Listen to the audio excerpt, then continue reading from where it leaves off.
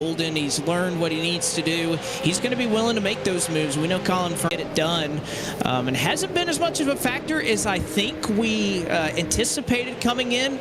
But in typical Colin Fern fashion, he's raced his way to the front. He's figuring it out, and he's going to be up front when it counts.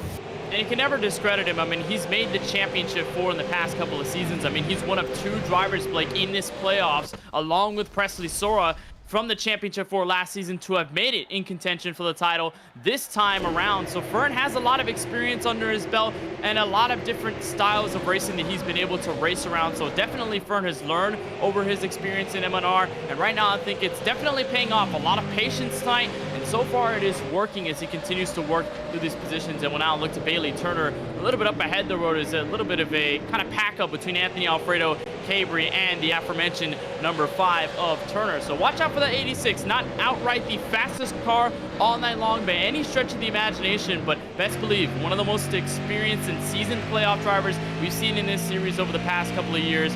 Be sure to watch out for Fern as he continues to rip off lap time.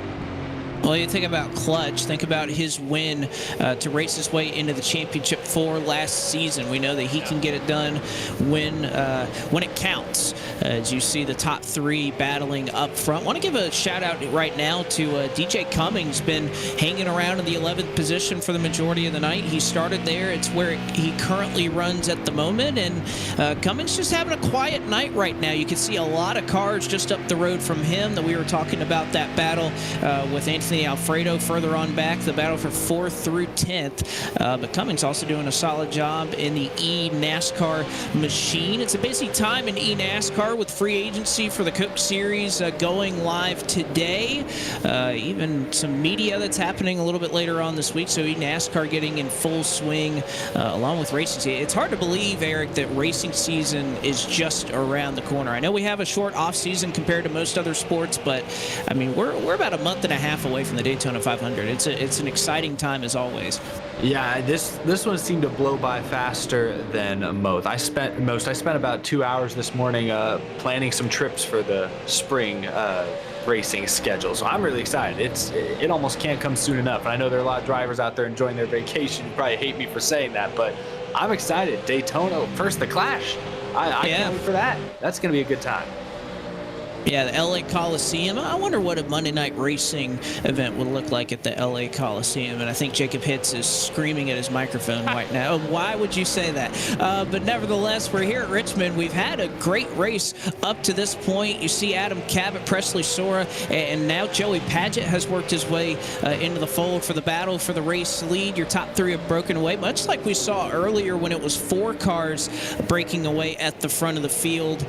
And whether they can hang on to it. If they start battling, we saw earlier 4th on back caught them quickly, so we'll see how long they kind of stay single file like they are right now, and when they'll decide to try duking it out as they are further on back for about 7th and 8th.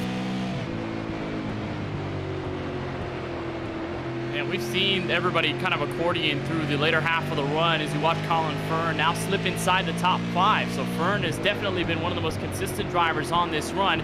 He looks next to Chase Cabri in the number 39 as you watch again that top 3 just settling themselves through. And it took a little while, like I think, for the drivers up front to get comfortable in that first run before they officially started going side by side, running for the lead and even running for 3rd, almost going 3 wide. Maybe we're seeing the same here as we approach 55 laps to go. Maybe Sora and Pat are just waiting right now. Maybe Cabri and company start to catch up and they immediately start to turn up the pressure because we're getting into that last half of the race. Things are going to start to get a little hairy up at the front, especially when it comes down to those green bannered playoff drivers. There's a win on the line. There's a lock into the next round on the line as well. So be sure to watch that. But Colin Fern moving into the top 5, nice to see. And a great battle that we've been watching from 7th on back, Blake, as well. Bailey Turner, Anthony Alfredo, Sage Karam, all those guys going at it for position. It looks like they've all single filed out though. You know, not a bad battle further on back either. There was even a little bit of contact for 19th between Raja Caruth, and we've been talking about this driver a couple of times, David Schildhouse, who finally got the free pass. We haven't mentioned him much as far as running up front, but he is slowly starting to creep his way forward and kind of make back some of those points that he was losing earlier on in the night, starting from pit road. But it's been calm, it's been cool for Schildhouse, who, as you can see right there, there with the points. The live point sits 2 points beneath the cut line. Now, the benefit here of the round of 12, you have 3 races to get it done. It's not like the round of 8 where there's just 2. So if you're David Schildhaus, you at least have a lot of time to try to make it up. You see Garrett Smithley, Matt Stallneck, and Ryan Vargas right now, the 4 drivers who would be on the outside looking in should the playoffs end tonight. But again, still a lot of racing left to go. 51 laps. This leaderboard could completely change here in the next 50 laps. That's definitely true, but you also think about the races that we'll have after tonight. You look at Daytona with the ARCA cars. Obviously, Schildhaus was the winner last time we had that combo in M&R, but the problem is that race in itself is as unpredictable as ever. Then you bring the Porsche 911s to Watkins Glen. That's also a shot up in the air. It's been a while since we've raced the Porsche 911s in any capacity in M&R. So you've got to sort of count what type of races you're going to favor the most and try to see exactly how you're going to perform in the races that you feel like you're going to do the best. You don't really want to put yourself in a situation where you're behind the wall or you're a couple of points beneath the cut line in races that you may not be as confident in. So Schildhaus picking up some positions right now. He should catch up to Lane Sabile in the point standings. By the time he gets around this battle, it's a great one, by the way, for P16 on back with, like you said, the drivers Roger Carruth, Gary Sexton, Schildhaus, Connor Berry, and Will Rogers. So we'll see, but Schildhaus definitely being patient, and it looks like for the moment he's starting to pick up some spots, and it's working over this long run as he now moves into 17th, gets around the 13 of Sexton. And sir, Turn 2. Oh my! He's nearly in air. the stands. David Schildhaus up and over and on his lid as there is a huge crash out of turn 2. And he got tagged by Sexton. Remember that battle we were talking about? It was roughly 4 or so cars. Here's a look entering turn 1. And Schildhaus, who had moved into 17th, this was the pass for it. I think they just make a little bit of contact. Sexton, I think, might have pinched, and right there coming out of the corner, they make contact. And there's nothing that Schildhaus could do. Then piles in Garrett Smithley, George Balfans Jr. There's Brandon Brown going for a spin. I think that's the 47 of just Jordan Buster in it to follow. But as soon as you make that contact, Blake, it's hard to get out of that situation. And bam, Schildhaus goes hard into the wall. And that's going to be race over for the driver of the 20, who Blake was trying to come back after being a lap down in the first half. His race isn't over, though. He's still moving. Oh, is he? How in the world that car is pacing around? How is that possible? First off, how about Justin Malillo being a real bro right here? He flips over Schildhaus, who would have had to take a tow, and somehow the motor in that car is stronger than Superman because he is still, I mean, he's pacing around right now. He didn't even lose a lap. That's unbelievable.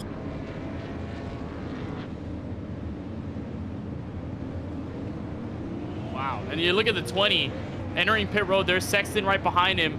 I'm not sure exactly how much damage is officially dealt in terms of time on pit road. And I know we talked about it earlier with Jacob, the fact that this track is so short, it's so hard to spend a lot of time on the pit lane because you're most likely going to lose a lap. And Schildhaus just missed the stalls. He's going to have to back up. It's going to lose him some more time. Well, what an odd scenario there, but for Schildhaus, this is definitely another dagger to his race. Thought it was going to be an attrition-filled one, a caution-filled one to start. Got proven wrong with that clean run, got put a lap down, had to spend a majority of the race working his way back onto the lead lap, and then gets involved in this incident. His race is not over for sure, Blake, but it is, again, another setback into the steps forward that he had been making all night long. Yeah, very tough there for David Schildhaus, but again, all things considered, I mean, I think his car is just lucky to be moving right now. I think is probably the best way to put it. And again, nicely done there for Justin Malillo. What a great teammate to be able to flip David over after he was sitting on his lid on the back straightaway. So a vicious crash off of turn number 2 between Gary Sexton outside of the playoffs and David Schildhaus, who is in, has put us under the caution flag for the 4th time with 44 laps to go. Most of the field, I should say pretty much everybody, electing, actually no, most of the field stayed out here, Jacob, I believe. Well, so here's what happened. We had 3 drivers stay out. Cabot, Sora, Joey Paget, 3 playoff drivers choosing to stay out under this most recent caution flag. The drivers behind them, so Cabri on down to maybe Brett Baldeck, they all stopped here under this caution flag. Most of them, rather a couple of them, choosing to do just right side tires. Among them, Cabri, Heim, Alfredo, DJ Cummings, Reed Wilson, Matt Stallneck, Ronnie Osmer. Those are the guys that took 2. Everybody else taking 4 tires. And I got to say, guys, before that caution came out, I had an eye on Gary Sexton. He was driving those guys in that group very, very aggressively. He was beating and banging with some guys that he was racing with. Leighton Sabile was one of them. Max Kennan was another. And it was only a matter of time before, when you're racing that aggressively, with that much time left in the race, for a position outside the top 10, something like that's going to happen. Unfortunate for David Schildhouse, who gets the worst end of it. Green flag in the air, and we'll see if that tire strategy that you talked about, I'm not so sure I'd want to be your top 3 on no tires, because here comes Chase Cabri. He's on 2 tires, and he looks like he is pretty fast here through the center of the corner. Yeah, you can see how much speed he carries, but caution flag is going to slow his progress as there is a spin, I believe, in turn 4, a crash. You can see the 8 right there parked against the outside wall. That is Chris Weaver. Brandon Brown's involved in it, Steve Affont, and honestly, I think this may be kind of a secondary incident. Some drivers were looking to almost pit. They were trying to miss the pit road entrance. Actually, I'm kind of looking back through my replay. I believe this all started with Raja Caruth and Alex LeBay had some contact. You can see off of turn number 2 right there. And oh, yeah, right there, Sage Karam into the back of Raja Caruth. And the rest of the field reacts to that. And that's where we get our 5th caution flag of the night. Just a huge domino effect. I believe it started with Colin Fern and the fact that he slowed down a little early for the entrance of turn 3, and then that stacked up Alex LeBay, it stacked up Caruth, and then Karam got brought into the mess, and they go sideways. You watch the 21 there go sideways as well. They make some extra contact, and as they're coming back up the track, a little bit of avoidance there from Steve Alfont. It's into Chris Weaver, and then tags in the other 2 cars, and you saw 1 car as well go sideways at the exit of turn 2. That was obviously away from the entire incident. That was Stephen Ellis in his number 46 machine, but I think just a classic case, Blake, of just drivers heading for the brakes a little early into turn 3, trying to be conservative, some of them not anticipating that big checkup, and then Karam just slamming into the back. A little miscommunication there, and it brings out another caution with 40 laps to go. This is tough to sit right here, Eric. I'll kind of pitch it to you. I know we kind of saw a little bit of a sample size, a very small one, if that, on some of these drivers up front who are on old tires, 2 versus 4. Where would you want to sit right now? It's tough because most of the incidents we've seen have been outside the top 10. So if you pit here, all those guys who just pit stay out, you're going to lose all your track position. There's only less than 40 laps to go now. They're kind of in a tough spot. I don't know. Maybe they've already made their bet. If they want to risk racing back in traffic, maybe you pit here and try tires, because I agree. Chase Cabri there, I know it was only about half a lap, but the way that car just seemed to bite in the center of the corner, I think he's in the catbird seat if this thing, if their strategies stay the way they are. We'll see if it plays out. I kind of like 2 tires right now personally, but again, that's why we run the races. We'll find out. And speaking of running the race, we took a look at our Grid Rivals matchups before the drop of the green flag. You get a little bit of an update right now on those head-to-head matchups, whether they'll be running way ahead or way behind. I would say that second matchup right there definitely favored Corey Heim for the majority of this race, and after Schildhouse flipping, you'd have to say that's a pretty safe bet right there. Joey Paget and Cabri have been awfully tight at the front, so a lot of close matchups here in these Grid Rival head-to-heads. Again, Grid Rival is the most in-depth fantasy motorsports manager game on the planet and is full of engaging features that bring a new level of engagement to your favorite racing series. Grid Rival is proud to support Monday Night Racing, and you can check out the Grid Rival app in the App Store or on Google Play if you are on an Android right there. There's a lot going forward, and there you can see the overall race odds. If you're Presley Sora, I'd say you're pretty good as far as a long shot is concerned. I don't see Joey oh, there he is, plus 1900. That's probably, as far as the biggest potential right here, that'd be the biggest money maker up here at the front of the field. Yeah, definitely would. And I wouldn't be surprised as well, considering Joey Padgett's reputation in M&R being up front late in these races and having a shot at these wins. Obviously, he's going to be on the back foot here, having to rely on Adam Cabot and to react on this next restart. But Padgett definitely one of those to watch, and obviously one of those on old tires, but still, that call has paid off, and with these cautions come out, it may just help him even more. Ready for a restart here, Blake. Looking to get going once again up here at the front of the field. Some contact there in the second lane. Presley Sora, Corey Heim. A little bit of scattering further on back in the pack. One car down the apron, that's Garrett Smithley. So they are fanning out here at Richmond. And here comes Chase Cabry. A huge runoff at turn number 2. Those new tires are going to work for car number 39. And he's going to bring in the 23, or rather the 33 of Anthony Alfredo with him. Alfredo may look to the inside of Padgett before they get to turn 1. Padgett, they're going to shut the door before he gets there. And here comes Cabry. That was a huge close of the gap. By the time they enter turn 1, Cabry going to arc out of turn 2. And here he comes for the race lead. Cabot trying to play defense. Cabry going to back out, but may have the run back to turn 1. Cabry trying to get a big move, and here he makes it off of turn 4, side by side for the race lead with 34 laps to go. Alfredo looking to dive bomb Joey Padgett for third, but Chase Cabry, unchallenged right now up front, is going to take the race lead. Cabot and Padgett trying to hang on as those new tires are working so well for those drivers that came down. Sora's falling back, so is Padgett, so is the rest of the field, as DJ Cummings is very upset about something. He's in a dead battle right now with Garrett Smithley, or rather Alex LeBay in the 36, and Roger Caruth on the back of all of this. Colin Fern as well, a couple positions behind in P14. They're starting to heat things up around the mid-pack. Here's a look at everybody up at the front, all single file. They may be 3 wide. That's Roger Caruth in the background looking underneath, and they are 3 wide, entering turn 1. Caruth to the bottom, Alex LeBay stuffed there in the middle, and the move works out for Rajah Caruth, who got put at the end of the longest line for causing an incident a little bit earlier on in the night, and he is finding himself up at the front here with 31 laps to go. Clears Alex LeBay, so gets both of those spots. Does the 0-24 as they are 3 wide once again further up the road. That is Bailey Turner, just inches. Oh, and it's not going to work. Turner goes around right in front of Joey Padgett, and I believe he's the only casualty. No, he's not. 21 gets turned a little further on back. That is Max Kinnon, who was very upset with, I believe that was Ford Martin that made contact with him. Caution is out. And all things considered, turned around, right reared at the front of the field.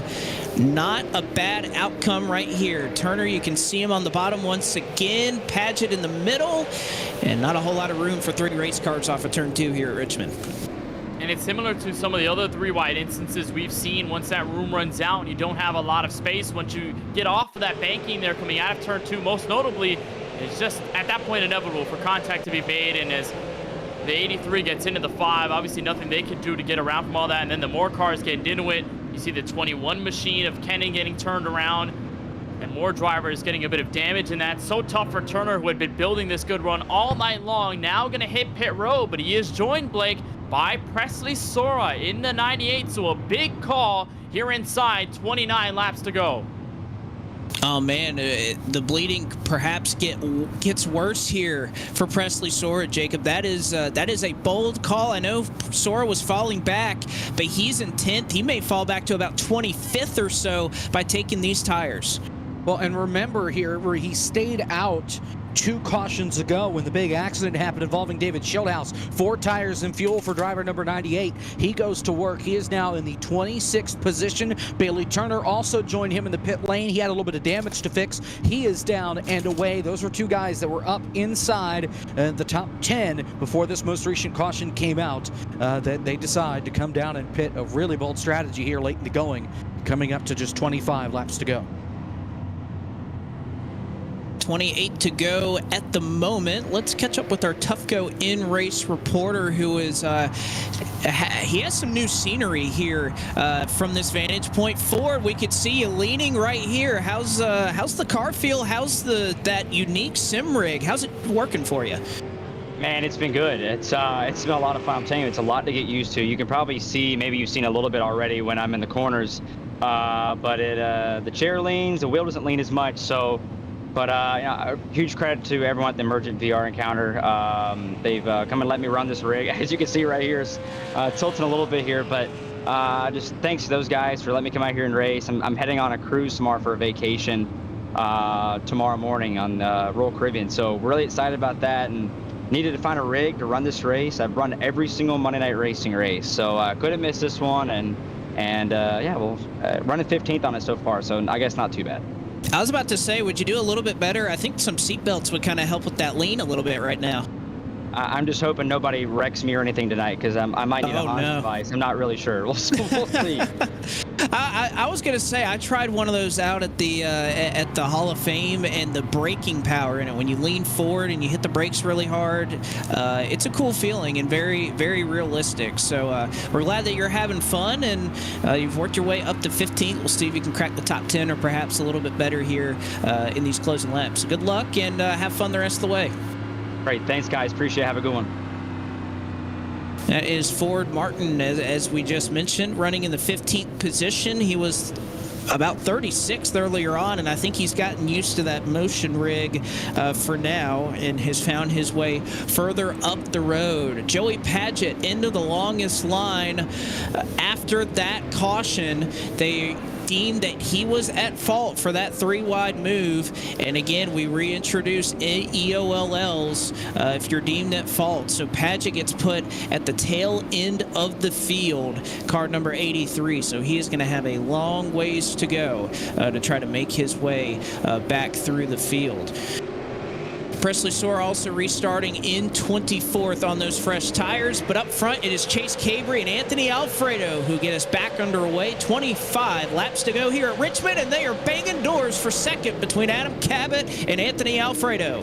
And they tussled there as Corey Heim trying to make it 3 wide before they even got to turn 1. And I question here how the 17 of Cabot's going to survive here on the oldest set of tires out of anyone in this field. By the most part, he's going to make some contact with Alfredo. They're going to stall for second. And now here comes Heim charging 3 wide for turn 1 for P2. A late dive there from Corey Heim, but Alfredo is able to scurry away, but the 51 has wasted no time. He's pretty much driven through the field twice at this point, and finding his way up to third goes Corey Heim by the old tires in Adam Cabot. And Rajat Karuth, another name that has driven through the field once again, looking to get up into fourth. He's able to do it as you ride on board with Matt Stallneck just behind this bout off at turn number 2. These are two drivers, Blake, that have been kind of up and down all race long, haven't had the best shot to compete with the drivers, most notably first and second. You see Cabot there still trying to hang on to the tires that he has on his super late model. At least the battle between Matt Stallneck and Alex Abey might help his cause. But we've seen Corey Heim and Karuth put up some good laps, be very fast around this Richmond Raceway. The only problem is they haven't had the outright track position to be up front. Heim starting in the rear of the field. Karuth, despite there's a crash, caution out on the racetrack. It's Connor Berry and Justin Melillo back straight away. So we will pause things once again, and I think that was just Melillo getting a little loose off of 2, and oh, you can see that car flies out from under him. Man, what a big hit there for Connor Berry. Heavy damage on his 0-2 machine, as Melillo looks like he got a little sideways off of turn 2. See it one more time. The first time we've seen that, and there's one thing here about this Richmond Raceway that we haven't really talked about, most notably with these cars that have so much power and where you can really spin the rear tires. There's another look at the hard hit to the inside wall by Connor Berry. When you get out of those 14 degrees of banking, most notably out of turn 2, the banking immediately switches to 2, and there's not much of a smooth transition. It's more sudden than ever, and once you get down in that dip, it can be so easy to snap the car out sideways. It looks like that's exactly what happened to Melillo's car, and then obviously as he was trying to chase it down the track, there's nothing Connor Berry could do. He was there on the bottom just trying to race his own race, and that just creates the issue in there. And obviously the 66 of Reed Wilson giving that extra tap to Melillo, and unfortunately they're both going to fall back. But look at this, Blake, as we watch the playoff standings on the right side of your screen, that 3-way tie the 98, the 86, and the 24. Sora, Fern, and Olsen all tied. And then the 3 points back to Ryan Vargas, who was sent to the rear of the field a while back. Look at unbelievable how much the points have shaken so far as we enter 20 laps to go. It is so tight right around the cut line, and that's just going to be after one race. We still have 2 more to go in the round of 12. You can kind of venture all the way down to the bottom of the leaderboard, though. We mentioned that David Schildhouse's car was moving. Well, guess what? He still had a lot of required repairs left on that number 20 car. He is 23 laps down and 22 points beneath that cut line. So he's going to make all the laps that he can, but right now just trying to salvage some points. But early on here, Eric, I think if you're David Schildhouse, you might start thinking already about being in a must-win situation. Yeah, currently tracking minus 22 points, like you pointed out. If I remember anything from the Season 5 playoffs, though, is David Schildhouse knows how to win races, even when he doesn't have to. I think he won at least 2 races in last year's playoffs, so he's going to have 2 more chances in this round to get it done. I do want to point out real quick before we go back green that my initial pick at the start, Presley Sora, was looking good. Then, of course, got off sequence on some pitch strategy. He did move up to 16th after restarting 24th on this previous restart. So not a lot of time left. He's probably going to have to dodge another crash or 2, but I want to keep an eye on Presley Sora. They're kind of mid-pack. He's got fresh tires, and he's on a mean streak right now. We'll see what he can do. Again, one of the top 2 seeds and your defending series champion coming into this opening round of the Season 6 playoffs here in Season 6 of the Monday Night Racing Pro Series presented by Interstate Batteries. And you want to set yourself up well, Kenneth, because next up is ARCA at Daytona. We don't know what's going to happen there. It's Daytona. It's the Legacy version, so it's bumpy. There's not a whole lot of room to go. It's a tough handling racetrack. There is a lot going on at Daytona. You do not want to put yourself in a position that you have to win or run well there, because it is such a wild card. Yeah, of course, any super speedway race in any case is a wild card, but with the ARCA cars, how those cars drive in Daytona to couple with it. I know we had a similar style of race last season in the middle of the playoffs. That obviously just brought us an unpredictable race. We saw an unpredictable finish. We weren't expecting it to end the way that it did, but it did. We had David Schildhouse as the winner.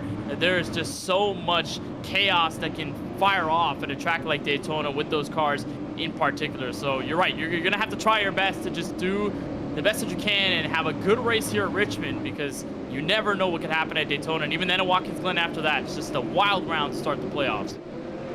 Yeah, that's a good thing. If you're not a road course ringer, you need a win tonight or Daytona if you need it. Green flag back in the air. They fan out once again. 3 wide. Further on back in the pack into turn number 1. You can see Colin Fern all the way up the hill here in turns 1 and 2 at Richmond. Leighton Sabile finds his way up towards the front of the field. Adam Cabot still trying to hang on those old tires, and side by side for third. Here comes Raja Caruth.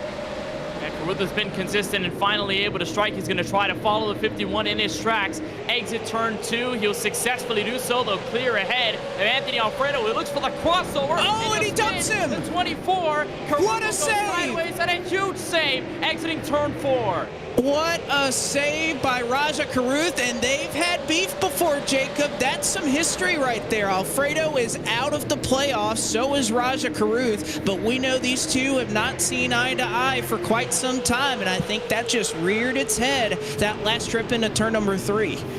We had the same idea. As soon as I typed it, you said it. These two went at it back in Season 4. Of course, then they were both fighting for a championship this time around. Neither of them are, and how that all played out is now Ryan Vargas. No, that's Leighton Sabile, and DJ Cummings are going around in turn 1. There is no caution. They get it rolling. DJ Cummings going to lose all that track position and more. He almost got roughed up by Ryan Vargas a lap prior. Now there's more trouble. Ford is around. Sage Karam, more crashing in turn 4. Caution flag is out. None of your playoff drivers involved in this one. Somebody just drove backward straight into the mouth of Brett Baldeck. Reed Wilson smashing and bashing here in turn number 4. Anyway, the contact between Raja and Anthony, that was some net code going into turn number 3. There was a good bit of distance between those two cars when they collided going into 3. Reed Wilson is not happy after that. as there were a couple of different incidents going on right there. There you can see the initial cause of the incident. Sage Karam, Ford Martin. What was it Ford said a little bit earlier? I hope I don't get in a crash. Well, I'd love to see perhaps how that looked from his vantage point, as that motion rig probably rocked him around a little bit after getting hit there by Sage Karam. And you saw the aftermath there in a turn number 4. Tough sledding for some of these drivers further on back in the field. As you mentioned, though, no playoff drivers wrapped up in this one, but my goodness, a lot to cover from that run. Raja Caruth, a remarkable save. There's a lot going on that run. Yeah, a lot going on, and they were also stacking up a lot of playoff drivers too, with Nick Olsen, Lane Sabile, Colin Fern, all of them were around, and Lane Sabile got turned sideways. They were about 3 wide with DJ Cummings, so just a lot of drama overall, even for non and playoff drivers in this mix into the final 10 laps of this race. An unbelievable way to keep from not having a caution in those first 2 incidents, but then obviously having the outright explosion in that final incident there for 3 and 4 to bring us that caution flag. The drama only continues to build, and we still got 10 laps left and the possibility of overtime if we end up there. So things could only continue to get hairy, and I'm looking at guys like Fern, Olsen, and Sabile who are in that 3-way battle. They're now at the cusp, potentially falling back beneath the cut line, because Ryan Vargas has tied with Lane Sabile, and it's only a 2-point difference between himself, the 24, and the 86. And again, that's going to continue to change around here in these next 10 laps. And we'll see who can make up some points, who can get a few. But, man, it is going to be close if that is the final result, that anybody from Stallneck all the way down to Smithley can fall out or put themselves in with a good run at Daytona. Remember, Garrett Smithley won at a super speedway to open season 6 at Talladega. It was the car tomorrow. It was a little bit different scenery. But he won a super speedway track to open up his season, and we'll see if he can get it done. Also, some news from Garrett Smithley. BJ McLeod Motorsports changing him from the 78 to the 99 car, so a number change for Garrett Smithley, who again will run full-time in the NASCAR Xfinity Series in 2023. So of course, congratulations to Garrett. We look forward to seeing him every Saturday running here in NASCAR in 2023. Going to be fun. Getting a call from race control. End of longest line is given to Sage Karam, car number 43, for getting into Ford Martin. He'll be put at the tail end of the field. We also got a chat warning for Ford Martin. A little drama there for Ford. We're going to double them up, though, for this next restart. And biggest thing to note here, Blake, at least from my perspective, is that 51 of Corey Heim going to be outside of row number 1, and that's been a problem for those drivers there over the entire sequence of this race. Every time you've had a restart, every time the leader just gets an early jump, driver on the outside of row 1 just gets left off behind. That's kind of what settled what happened at Auto Club a couple of weeks back, if you remember. Outside row 1, a big problem just because the leader has such an advantage. So I'm curious to see how Heim deals with this and how he is able to fend off the likes of Anthony Alfredo and now Alex LeBay, by the way, Blake, who has stepped into the top 4 for the first time all night long. See if they can hold on. Just 7 laps to go. Green flag in the air. Cabri, your race leader. Corey Heim trying to find ground into turn number 1. He can't do it. Further on back, Caruth made a 3-wide move. They're 3 wide off the corner. Colin Fern gets a heck of a run, and he'll try to throw it 3 wide, but he thinks better of it as they crash off of turn number 2. Further back in the pack, and a big accident actually at the entrance of turn 3. It started off of turn 2. One car flipped, so we have had multiple flips tonight here at Richmond. And yet again, the yellow is out late in the going, and this is going to put us, if not into overtime, close to it. And the second time as well, Blake, that Bailey Turner gets turned at the exit of the second corner. You watch here, that's the 44 Brett Baldick, but it happens way up the road. There's Bailey Turner in the 5, that black and white super late model in the middle, 3 wide. Ford Martin on the bottom, George Balfans up at the top, and right here as Turner comes up the track, gets into the 94, and up sideways, up and over goes Turner, and even a little up and over goes Jordan Buster in the 47, who gets caught up with Robbie Lyons at the top end of the speedway. There's Karam, Cummings, and Baldick involved in that as well. And just lap after lap, restart after restart, Blake, we continue to see just a little slightest bit of contact create multi-car accidents. There you look at the 47 and the 2 getting tagged up at the entrance of turn 3. and then Turner trying to get back up to the gears. Turner had a great start to begin, Blake, and it's just gone sour at this tail end as he gets caught up in another one. Tough sledding there further on back in the pack. 5 laps to go. We still run under the caution flag. Again, I'm curious to know when the caution will end, if we'll be in overtime or if we'll kind of be in natural green-white checkered territory that wouldn't count against one of our 3 attempts at overtime. You see the lights stay on, so we're at least going to have 2 laps to go when we get back going under the green flag. Hey, Eric, I'll throw this question to you. I know this is Richmond. We're at a short track. If you think back to the Xfinity Series a little bit earlier on this year, you saw some fisticuffs between John Hunter Nemechek and Ty Gibbs for the race win. Do you think we kind of see the same thing here? I know these leaders are getting a big jump, but do you think Corey Heim, Anthony Alfredo, would they be willing to put the bumper to the back of Chase Cabre to try to go to victory lane?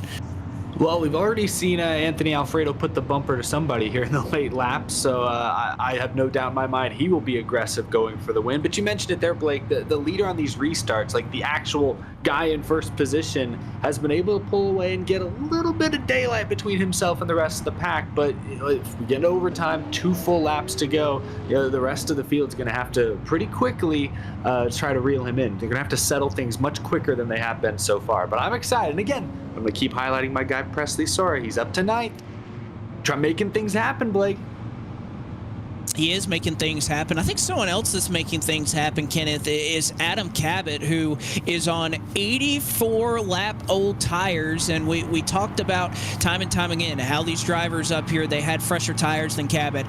Cabot has done a masterful job at hanging around here in the top 5. You think of everybody else that was on his strategy, Joey Padgett fell on back, Presley Sora had to come down pit road, but Cabot has been hanging tough up here in the top 5, and he may not get a race win like I'm sure he was looking for, but nevertheless is going to put in a solid points effort. It's those type of runs that I think kind of help you win a championship.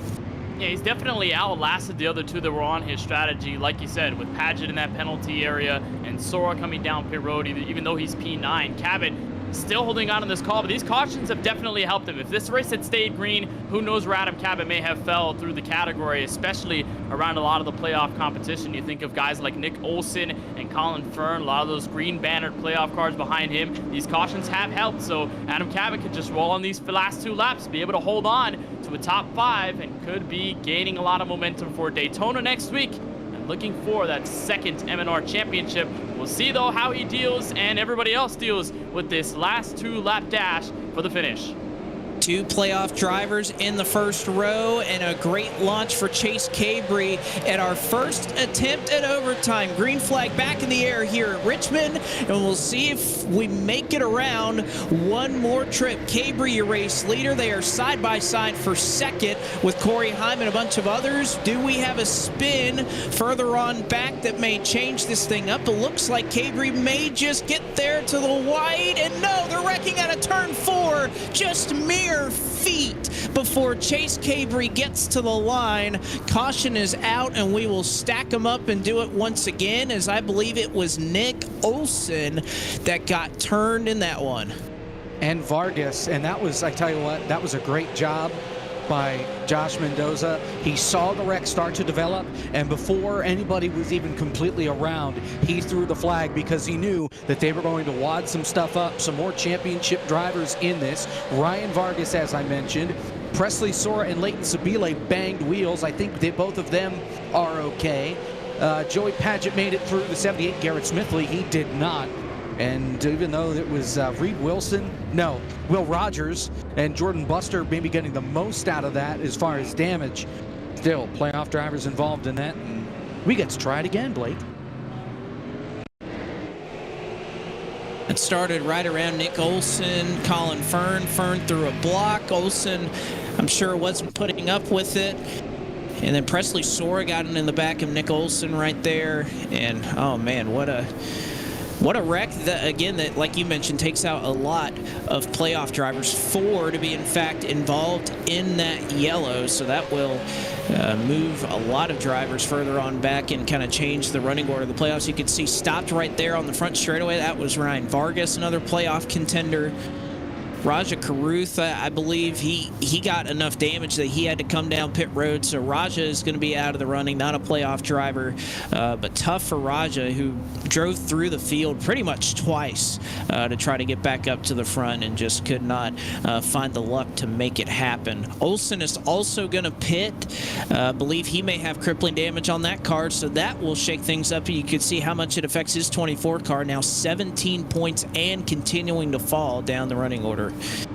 That's big going into a super speedway race where that gap all the way back to the cut line could get even worse. You look at Joey Paget, who's also fallen 2 points below the cut line. Just how much things have shaken up just based on one incident and just based off the little bit of contact that Olsen made entering turn 3 with Colin Furno. By the way, did a fantastic job to keep his car from any sort of trouble, just drifted up the track, was able to keep it straight. Looks like Josh Mendoza, race control, is going to call it a racing deal. No official fault on anybody there, so luckily no end of longest line penalties assessed to anyone out on the racetrack. But again, going to reset this thing up for a 2-lap dash, and only things could change more from here, Blake. Those playoff numbers aren't going to stay the same.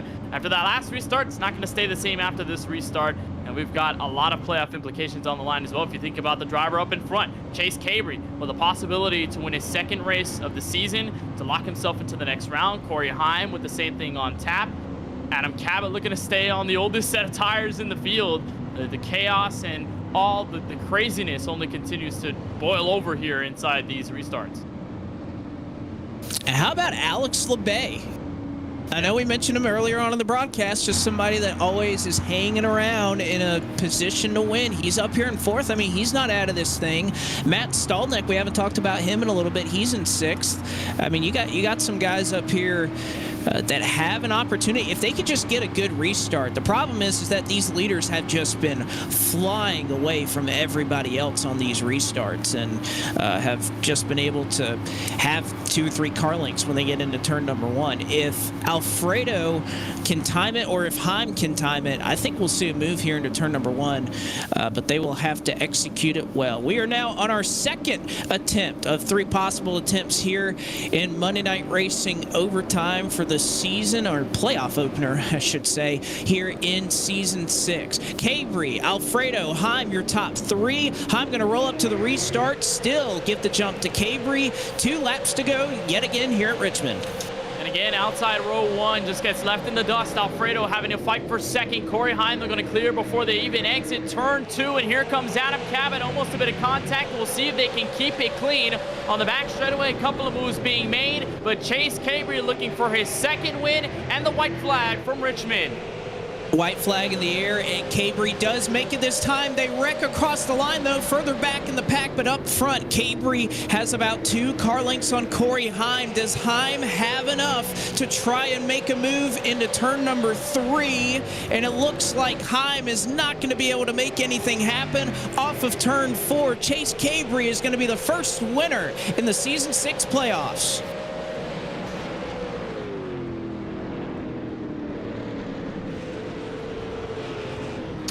Just want to throw out there, Blake, Josh Mendoza, after the green flag, said the restart is under review. I don't know what they could be looking at, but certainly results unofficial at this point. So we'll see and wait for official word on the ruling for the restart. You could see Presley Sora fall down the running order. He was involved in that incident as Cabrey had made it to the line. And of course, not necessarily NASCAR rules here in iRacing. When we get to the white flag, we will race it through to the end because there's no safety concerns. So we will race all the way back to the checkered flag, even if there are a million wrecks on the last lap. So Cabrey unofficially is your winner. We will await word, and we're getting word right now. The restart is fine. They are going to review the last incident, but that will not affect Chase Cabrey. And there you can see spinning on the front straightaway, Alex LeBay. Presley Sora gets the worst end of that as he's going to lose all of those spots on the last lap. That is so tough there for Presley Sora, and obviously Alex Abay there, who also got caught up in that incident. Could have been a great result for both of those drivers. Tough for them. Chase Cabrey, though, the first repeat winner, Blake. How about it after the first 9 races of the season? Chase Cabry, your winner tonight here at Richmond. We'll be back to talk to some of your top competitors right after this.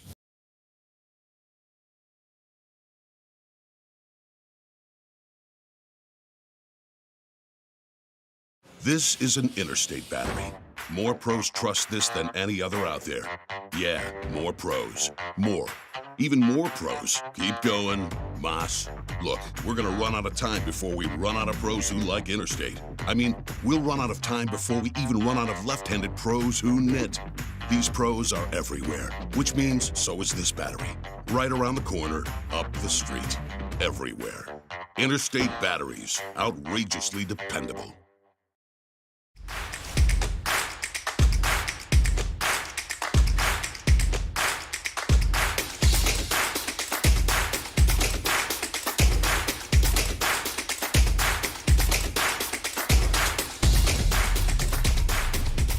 Visit our website at toughgoflooring.com. Get the edge on your competition with P8 Performance Gummies. Formulated specifically for gamers and the esports industry, we packed our gummies with all the good stuff, including ingredients that are clinically proven to help tired eyes, improve reaction times, and help suppress computer vision syndrome. Take your focus and endurance to the next level and try P8 Gummies today. Now available at Procelerate.com. Plus, if you're mad about gaming, we're looking to partner with influencers just like you. Drop us a line at support at Procelerate.com to see if you qualify to try our gummies for free. It's officially game on with all new P8 gummies.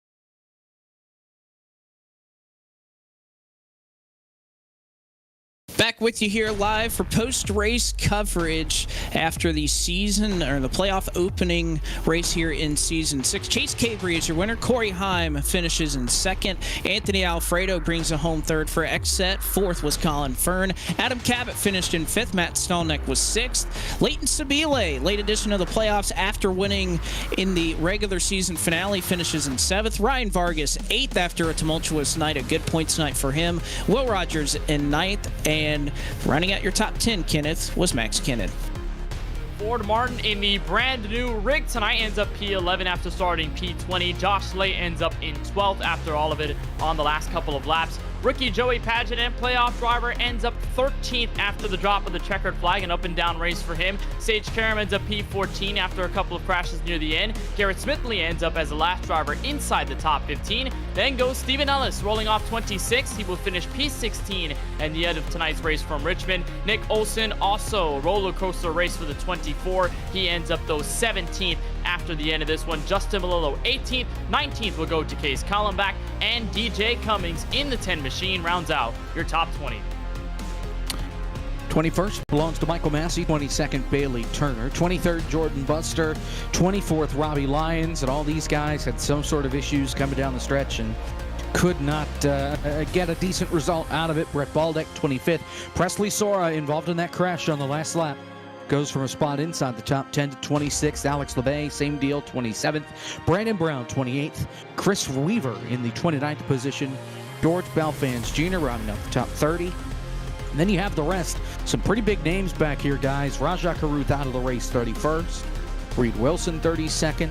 move back. David Schildhouse, the big playoff driver in there, in 35th position after his contact, rolling upside down. He did get it back on the racetrack, but he has a huge hole to dig out of going into Daytona and Watkins Glen over the next 2 weeks, Blake. It is going to be tough. We'll see if he can make a comeback. But right now, it is all about Chase Cabre, who has nothing to worry about at Daytona or Watkins Glen, as he has locked himself into the round of 8, and he is standing by with Eric Estep. Chase Cabre, the playoff opener winner, as Blake just mentioned, through to the next round. How big is that, Chase, to have that playoff position locked up early? Oh, it's so big. Especially Daytona next week. It's so hit and miss. I'm liable to end up somewhere in the top 6 on the white flag and then upside down by turn 3. So, I'm so excited to just lock into the round of 8 and not have to be super worried about next week.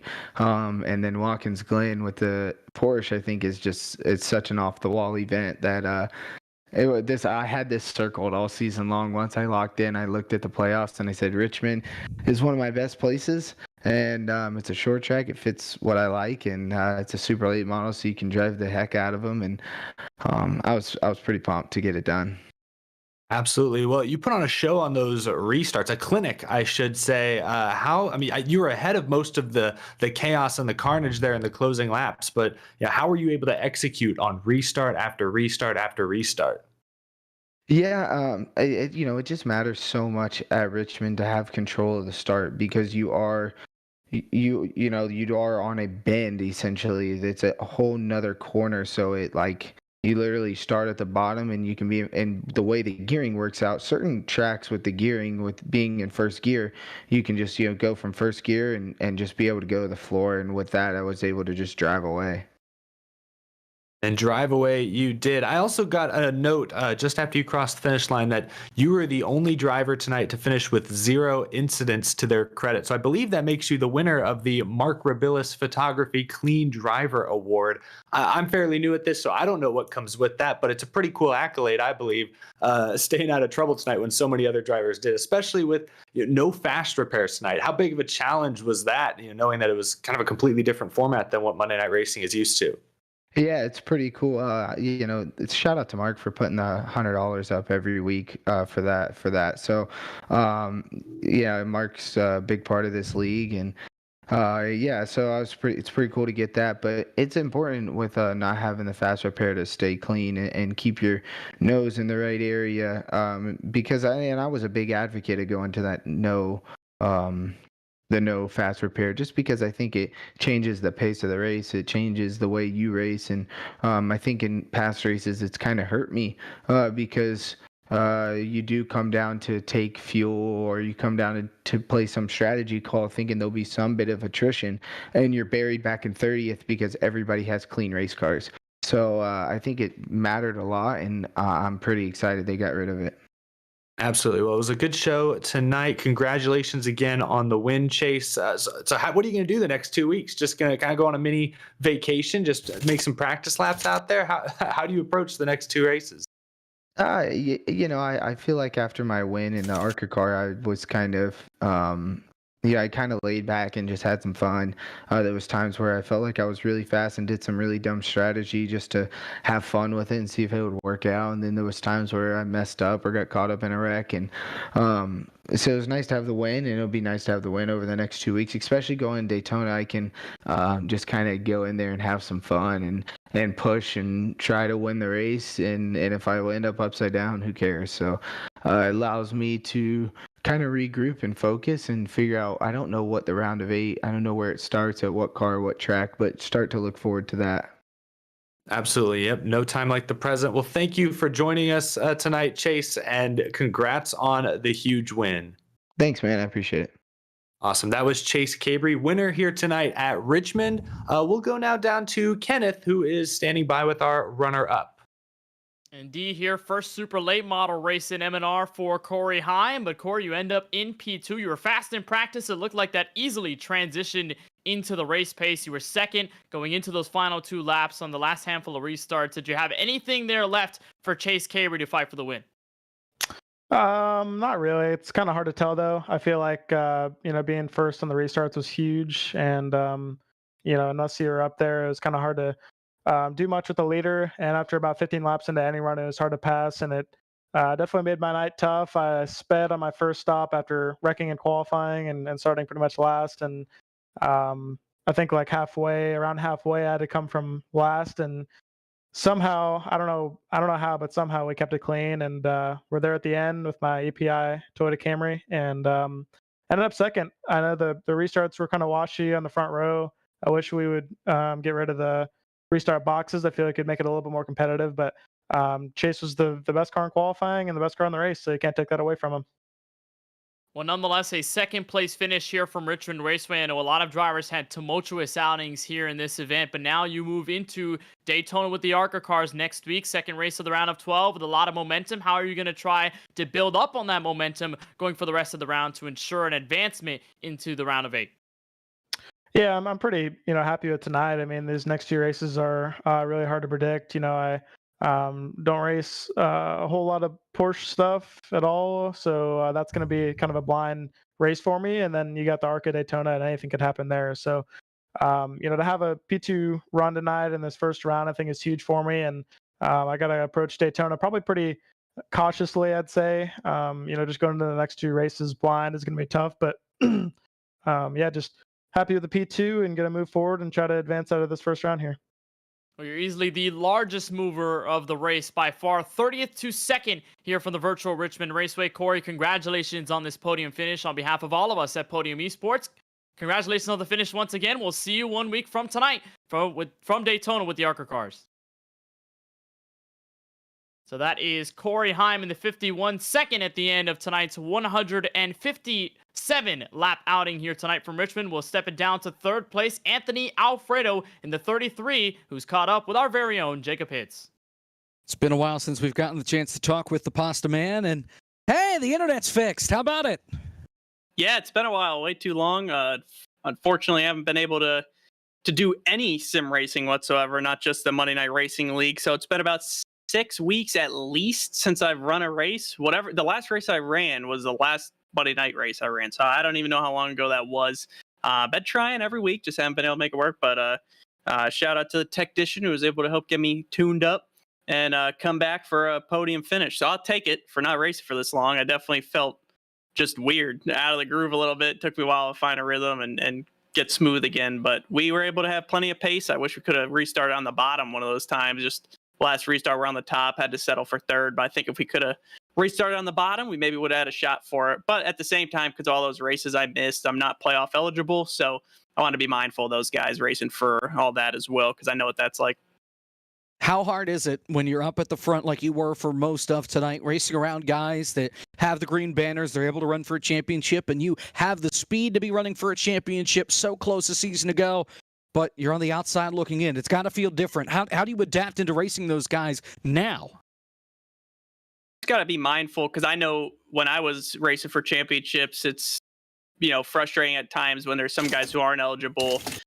Everyone has a right to race for the win or race hard, but it can be in the way at times or cause some trouble. So you just don't want to do that. I want to race hard, race for a win here myself, but be mindful of what a win means for these guys to get into the next round and whatnot. So it's not really, it's unfortunate because I didn't get to run all the races and have a shot at it, but it's not like I missed it on performance. I mean, I just missed over half the races, so that's why I'm not eligible for it, which is like I said, disappointing. But we came out tonight and showed them why we got plenty of pace to still make a championship run when we do want to go for it next time, or don't have any sort of technical issues, that is. But first race with Logitech G on the car as well, so shout out to them. We had a really fast Chevy tonight, and I think I'm looking forward to many more races together, because they technically should have been on my car the last 5 or 6 weeks, whatever it was. I haven't been able to race, so felt like we made up for that tonight.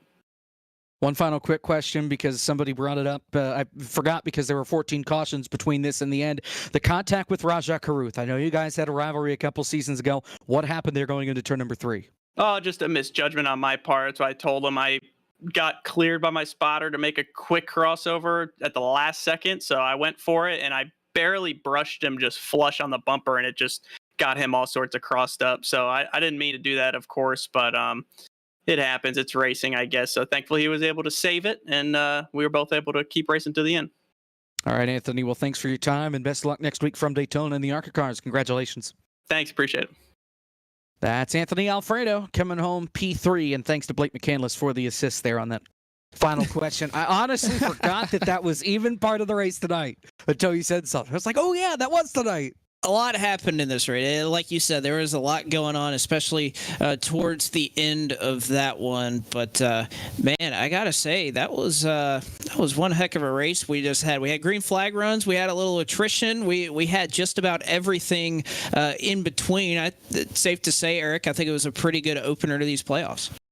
Yeah, I had a blast. You kind of mentioned it there. The first half or most of the first half went caution free. And then even towards the end, amidst the chaos and carnage, some different pitch strategies lent itself to some great racing up near the front. But congrats to Chase Cabry. I know when I helped stream the season 5 playoffs, didn't see Chase in the field too much. So cool to see how much success he's had in the Monday Night Racing season 6. He's going to be a threat to win this championship for sure. First driver, the only driver locked into the second round. And I'm excited for the next 2 weeks at the very minimum, because you got guys like David Shieldhouse well below the cut line needing a win. Ryan Vargas, another fan favorite who's right there on the bubble. So going to be some great racing here coming up. And tonight, I think, was just the tip of the iceberg.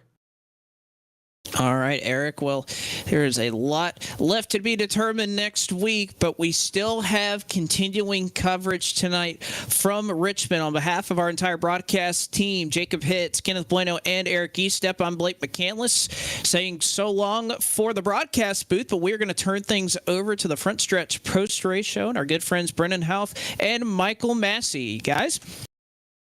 Thank you, Blake. And, well, we're back again.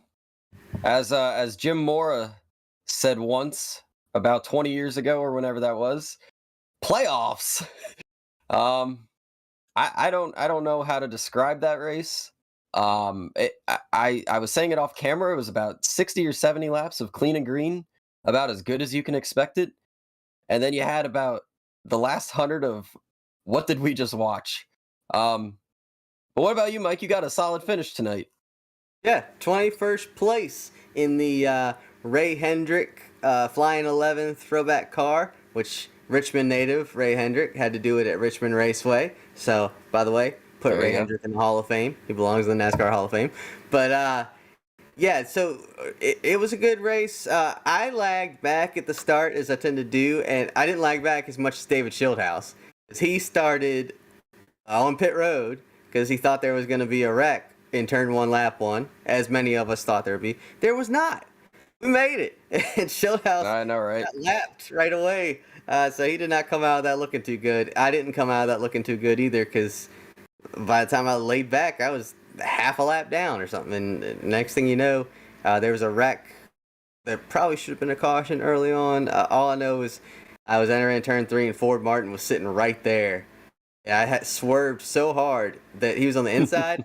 I hit the outside wall. That's how hard I had to swerve. Yeah. Him. So, yeah, I got lapped there early. Spent the whole race lapped down until I finally got that free pass at the end because of all those cautions. Because of the wreck fest that it's and, yeah, 21st place. Good. Because everybody just lost their mind on the last 20 laps, it seemed. I don't know what to even say about the last 20. I mean, first we'll mention congrats to Chase Cabry, playoff driver, won the race. First repeat winner this season.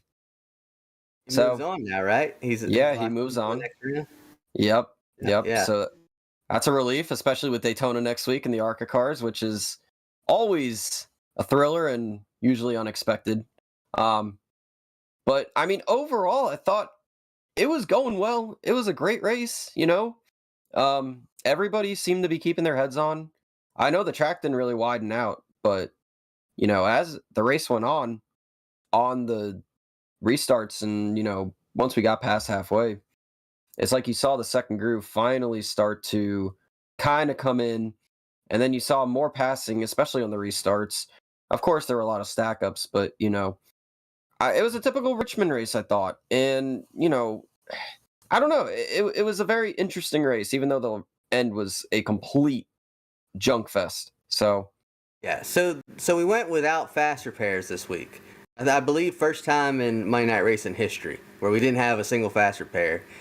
And I think that's why we had cleaner racing at the start, but then at the end everybody wants to go for the win, you know. And I think part of it too is that we started in the daytime, kind of your sundown, so the track was hotter and slicker. So you really had to keep the car under you at the first part. But as the sun went down, the track got a lot more grip as your tires got wear on them. The tires did not give out. Chase Cabry told us that top 4 all ran their fastest lap on the last. How about that? Oh my! So I think that's what led to more wrecks, though. People have more grip, and they could just go in there like a wild man at the end of the race. Yeah, it was. I enjoyed it. I like Richmond. Richmond gets a bad rap sometimes. I know I'm from there, so I'm biased, but I thought it was a good race. If we could have spread the wrecks out a little more. Yeah, I know a lot, and don't even worry about the home track bias. Pocono is the closest track to me. And I know people aren't always thrilled with Pocono, so I always say, oh, Pocono was a decent race, and people will hate it just because of Pocono, but I'm like, nah, I can never hate it. It's my home track. But Pocono is a great racetrack.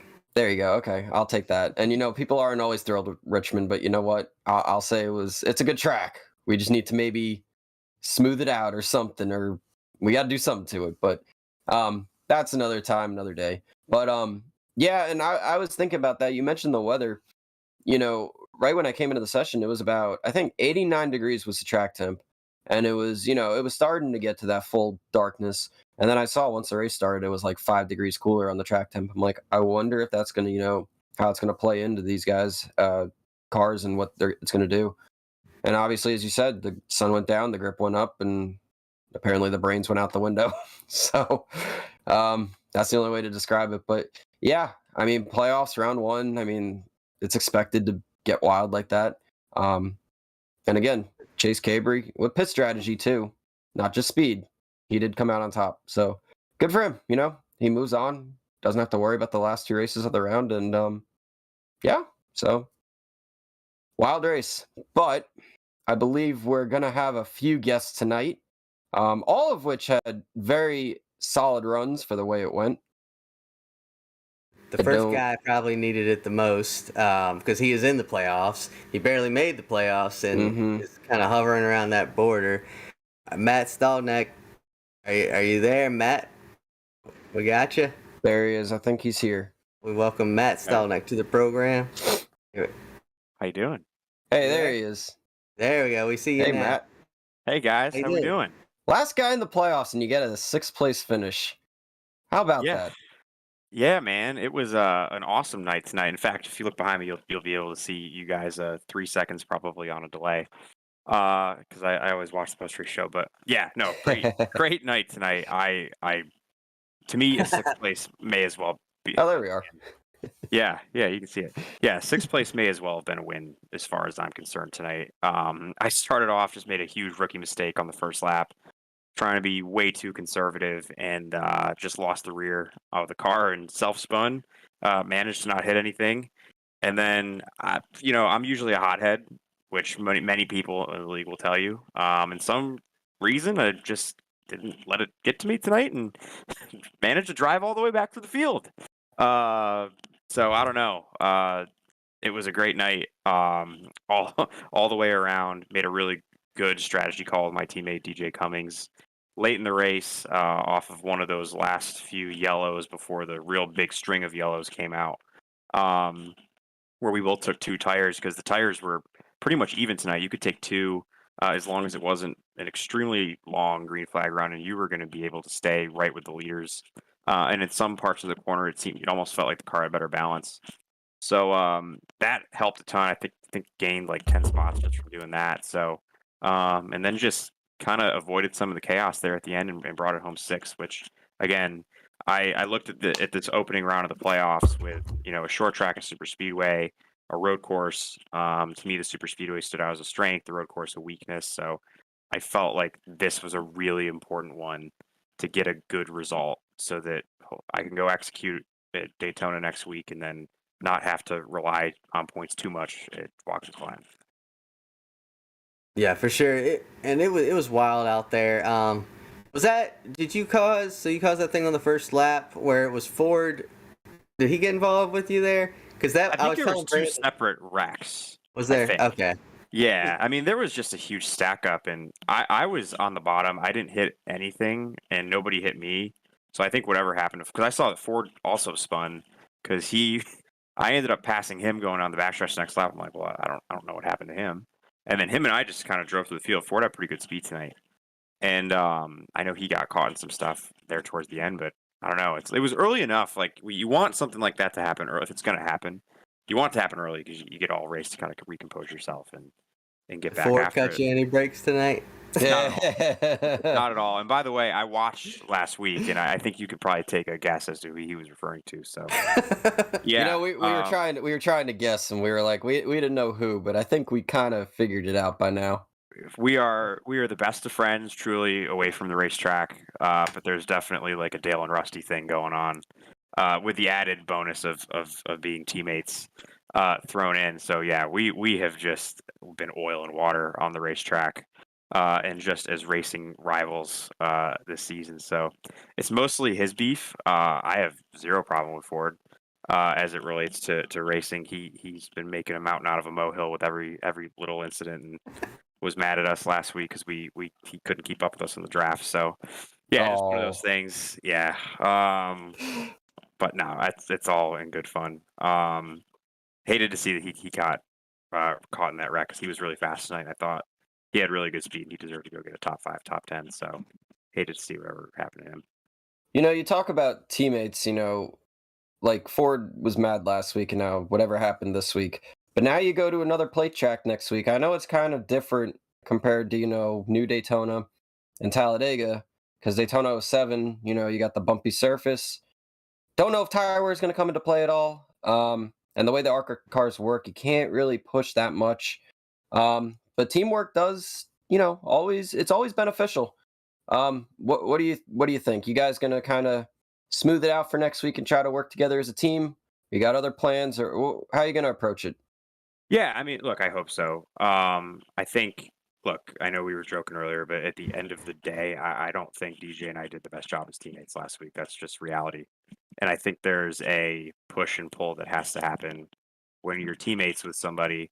And I think Ford and then DJ and myself, not to just like air our team laundry, but like I think we were on two sides of kind of a philosophical coin as it relates to how we wanted to work together in the draft. And Ford kind of got separated from us at one point late in that race, and we felt like we were too far ahead to go sacrifice ourselves and come back just due to some of the nuances of that package and just other things that were happening. And he's like, well, no, like it's a plate track. We're committed to working together. Like I need you guys to come back. So I don't know exactly what the right answer. I think there's a lot of perspectives. I just know that we need to get aligned better because we've proven as a team that on plate tracks that when we do work really well together, you know, we can have great success. I mean, the Talladega race a few years ago in the trucks, I want to say it was like season 4. Ford had gotten wrecked early in that race, but I mean, me, Ford, and DJ worked beautifully together. And then DJ helped push me to a win. And I mean, we ran up front the whole time, and I thought it was because we really executed. So I don't necessarily think it matters what package it is. You do need to work well together as teammates. And like I said, I can only speak for myself. I don't think I did the best job as a teammate at all last week. I think a lot of Ford's criticisms were pretty valid. And I think there were things that he could have done that could have helped us do a lot better. So yeah, I think whether it's myself, Ford, DJ, Mark, you know, for the guys on our team, you know, like it's an important race next week for any of us. Like it's not just for me. Like these guys got to go. They want to go get a win. They want to go win some money. You know, there's a prize every single week. And a win in this series means a lot. So regardless of if any of us can go up there and get a good run, we're going to have to work together, especially because I think track condition is going to be harder to get next week. It's going to be harder to pass.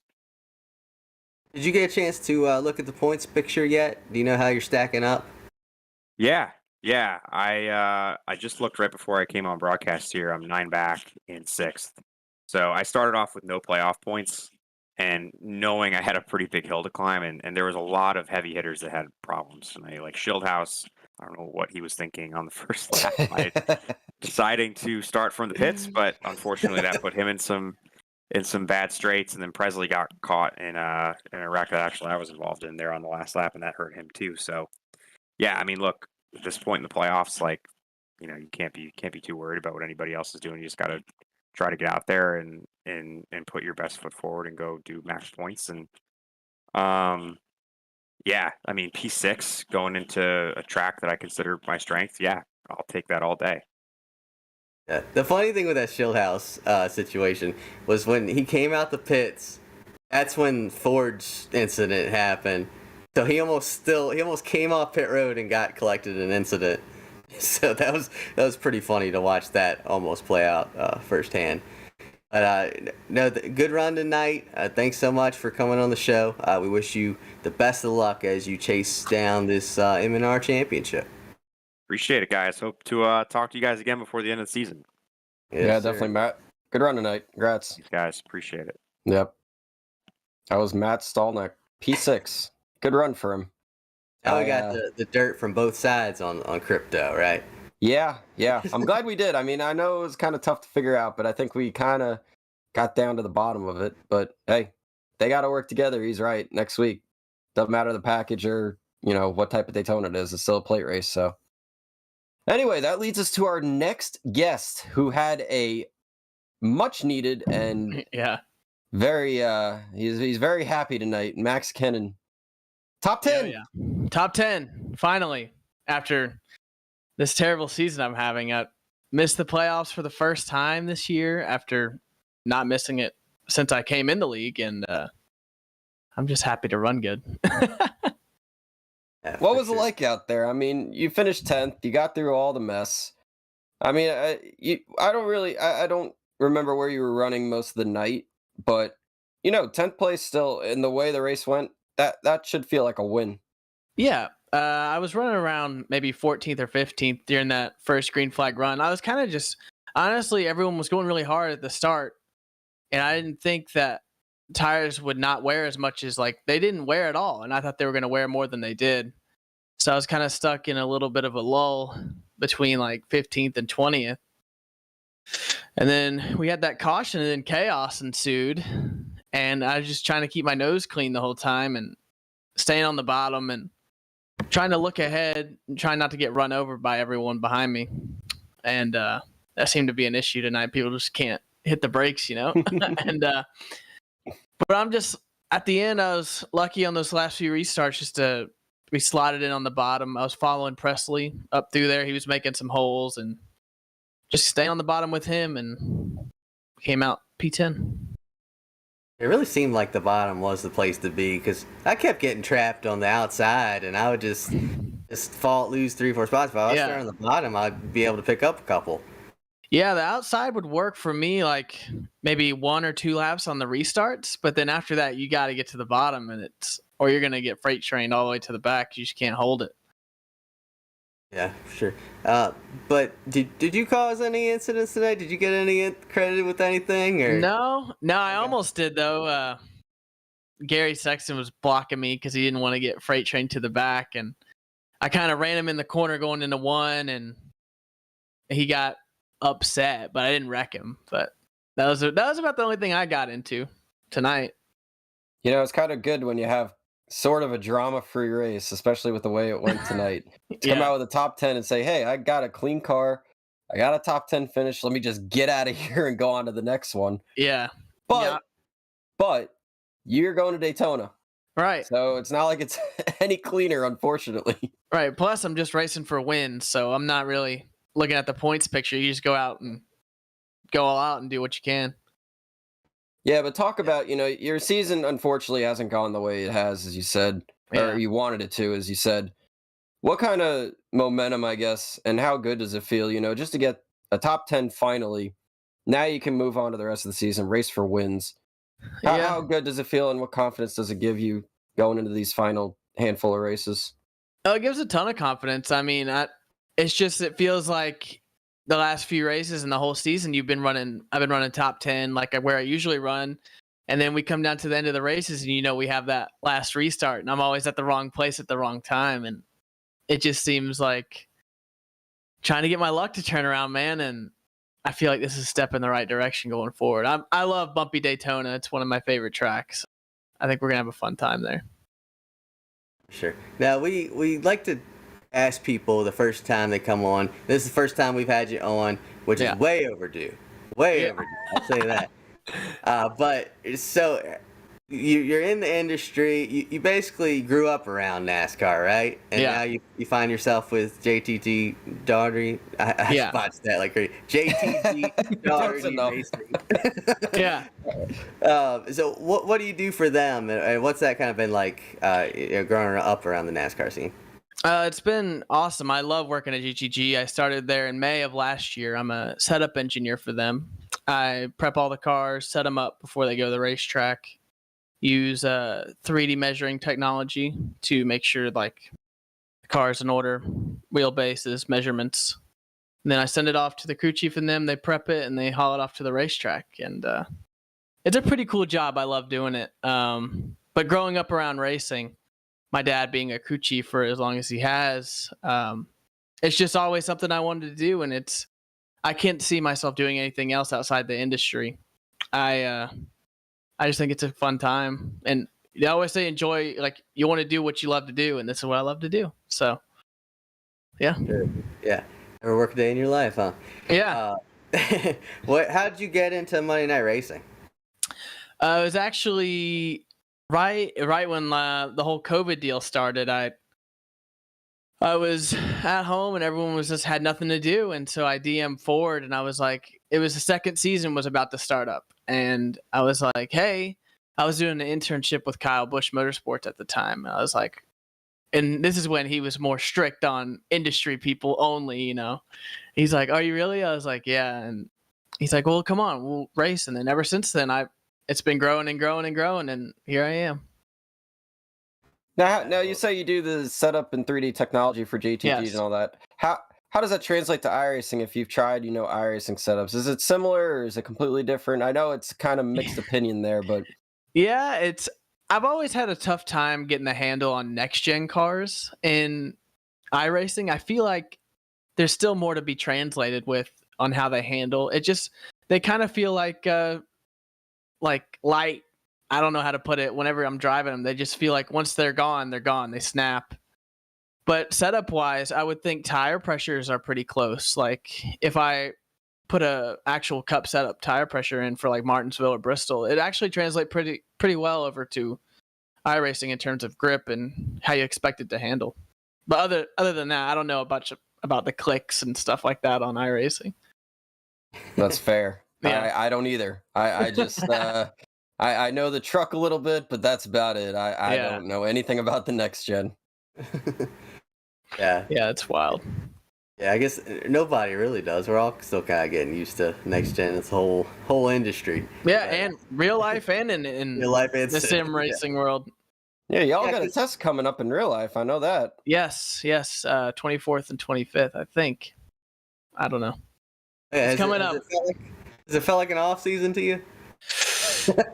Yes and no. It's different because normally with cup teams and stuff, you start building your Daytona car around like the end of the year, like right after Phoenix is over, like November, December, January, you've got your Daytona car built and you're working on other things. But now, since you're not building your own bodies and it's like a kit car, you just put it together, you're basically you have to find projects to do through the off season and not have to get a head start, since we're getting all these updates to the rear chassis, to make them crush so drivers start getting concussions. Like teams only right now, ourselves, we only have 2 chassis in house, and we have 7. So things are getting tight down to the wire. That seems like a tight schedule. You guys are like a month away from the season here. You go to LA soon, and now here you are. Yeah.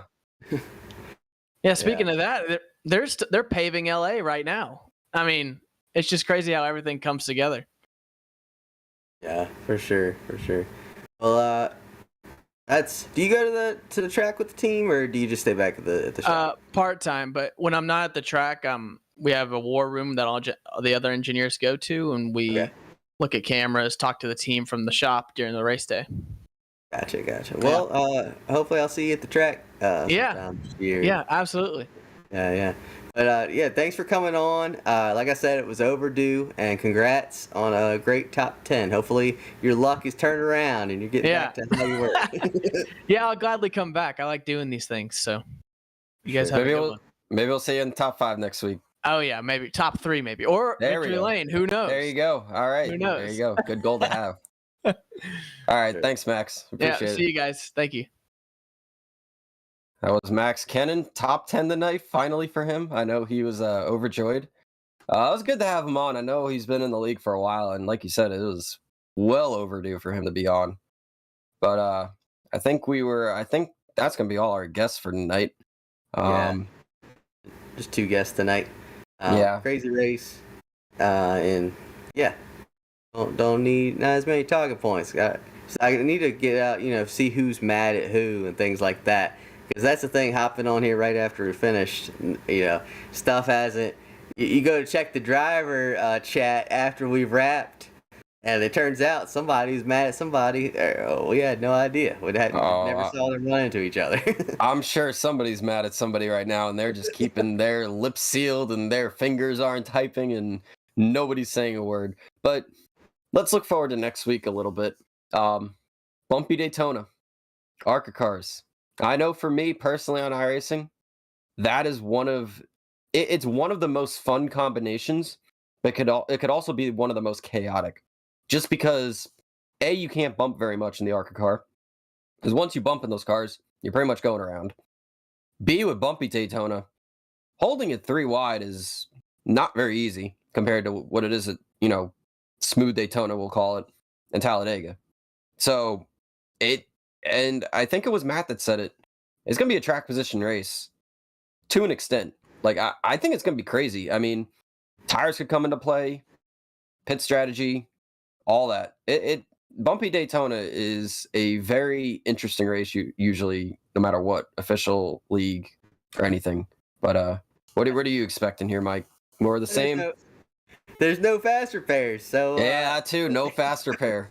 Yeah. My hope is that I lay back at the start and 39 guys pile up on lap 1, and then I just cruise to a W. That's my goal for it. We didn't even talk about it. Are you in the top 35 now? I gotta be, right? You had a good finish last week, and now you got a 21st this week.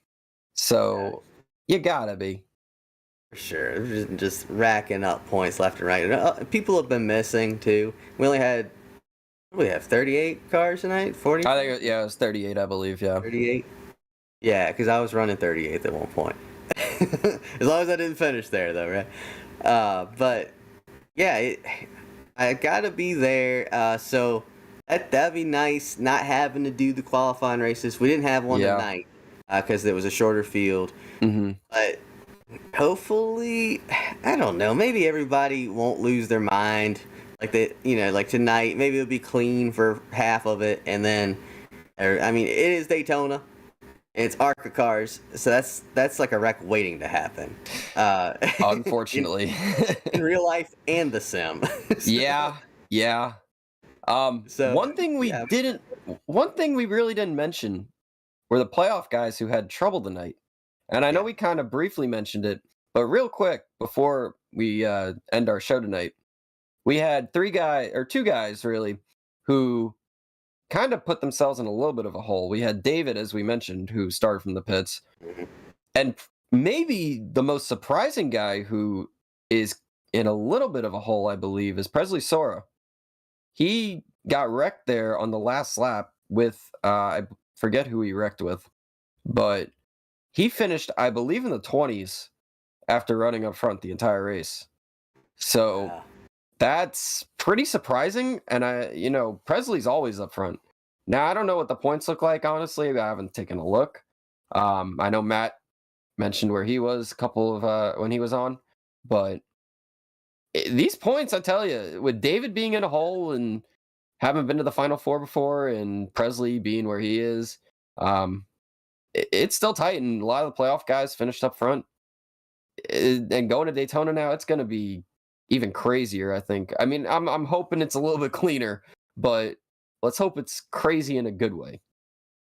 Yeah, if you're Chase Cabre, you're feeling great for not having to worry about points. 100%.